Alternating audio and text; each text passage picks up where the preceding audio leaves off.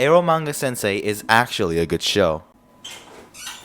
What the fuck are you talking about? You're actually speaking. Please trust me, when you think of a good show, you think of Code Geass, Haikyuu, Demon Slayer, One Piece, or even Dragon Ball. The most popular shows I know, but they're probably the shows that most of you grew up with and watched. Except Haikyuu and Demon Slayer maybe, but still. So some of you might think that those are pretty good selections of animes, but good is kind of subjective. It's an adjective that can be thrown around to basically anything. Like for example, that's a good pile of shit. That's a good pile of shit. Oh yeah, and that's a good pile of shit. But among the good piles of shit, there are some actual treasures of piles of shit. Okay, I'll stop saying shit. The ones where you go, wow, that was absolutely garbage.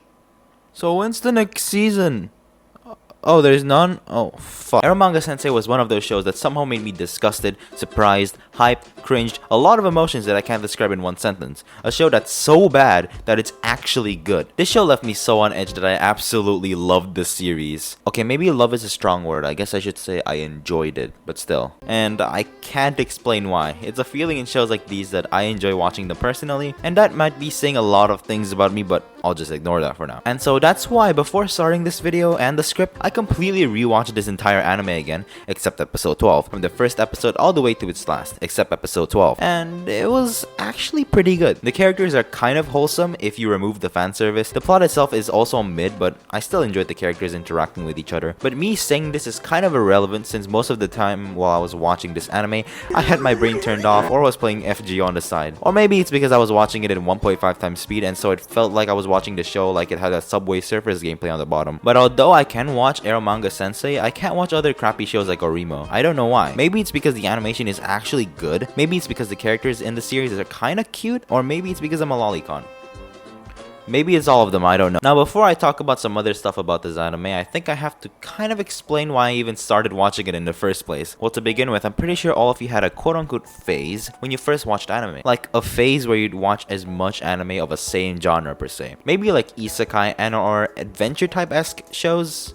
At least for me. But after watching the same plot get thrown around probably like 20 times, I got bored and decided to watch Eromanga Sensei because, I thought that would be a good idea. Truth be told, it's not that bad. And this entire fucking anime is literally the reason why I started watching slice of life shows in the first place.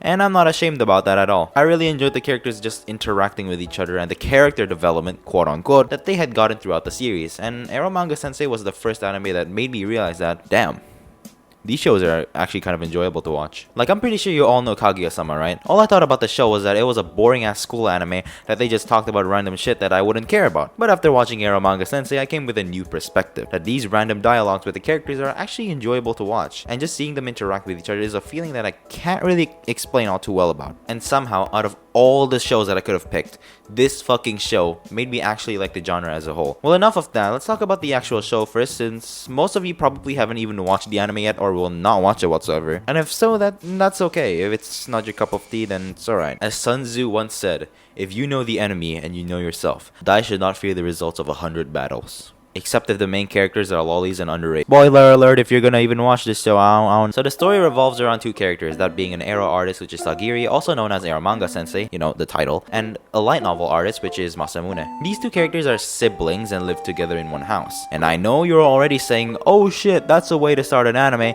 and you are absolutely right. But trust me, it is fine. They are not related by blood. At all, because it would be totally weird if they were related by blood. Bro, she's 9! The plot is just basically Masamune trying to get an anime adaptation with his light novel. His little sister, Sagiri, is the illustrator of said light novel. But I've never read a light novel in my life, so I don't know how those things work, so I'll just ignore the details of it. Moving on, we also get an introduction to Elf Yamada and Muramasa further into the series, and they're pretty good characters, I guess. Elf Yamada is totally just a character in Chunibyo, and Muramasa is just best girl. I might go to prison if I say that, but I don't care. Muramasa isn't really an important character in the series, but Yamada is. They're both light novel authors, and Yamada played a more important role in the first few episodes, because it showed that Sagiri actually cared about her big brother.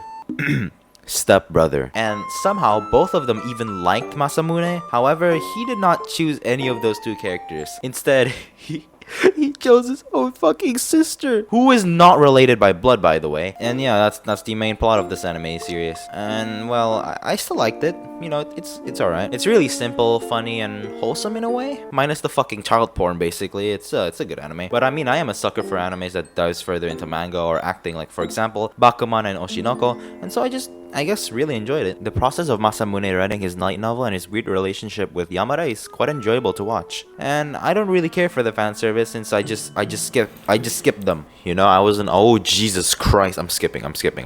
It's not that hard.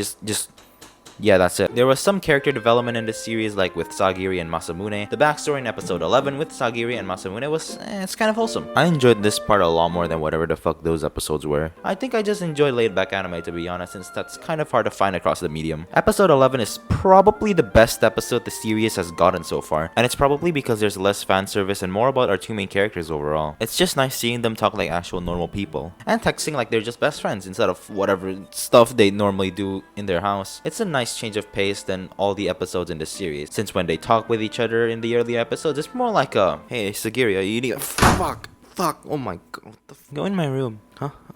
Okay. So what did you do in that girl's house? Oh, it's nothing that special.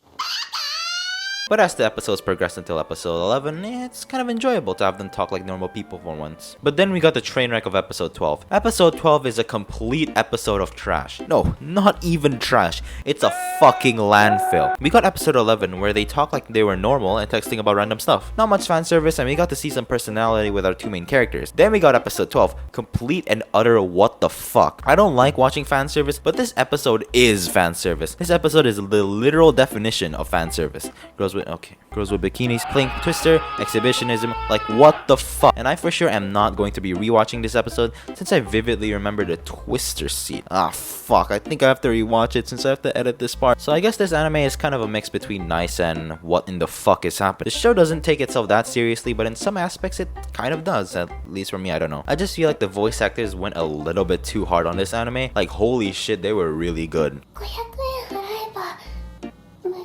But I mean, I guess that's to be expected since it's Japanese people we're talking about. I think they have like a quality standard or something. So yeah, that's great.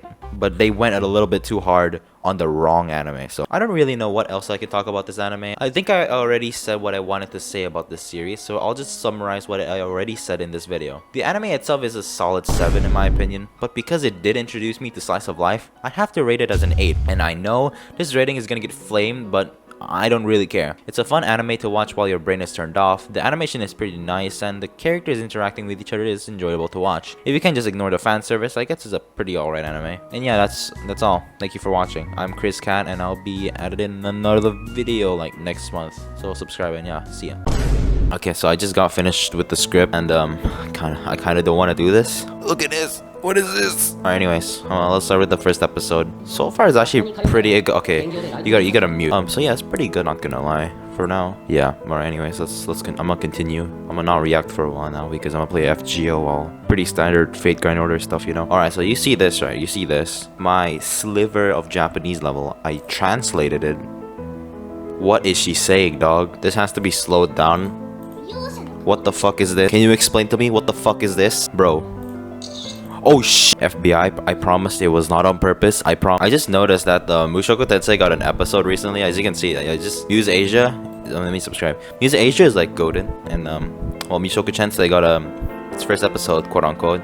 But yeah, I just stopped the recording. 1 second later, yes, girls my age all love dick. I just turned off my brain for a bit, and I was just watching the show, and then I came back. What the fuck is this? Why is Sagiri holding a gun? Okay, anyways, is it bad that I'm kind of enjoying this? Because so far I actually kind of like it. You know, I wasn't. Oh Jesus Christ! I'm skipping. Free screenshot, bro. Free screenshot.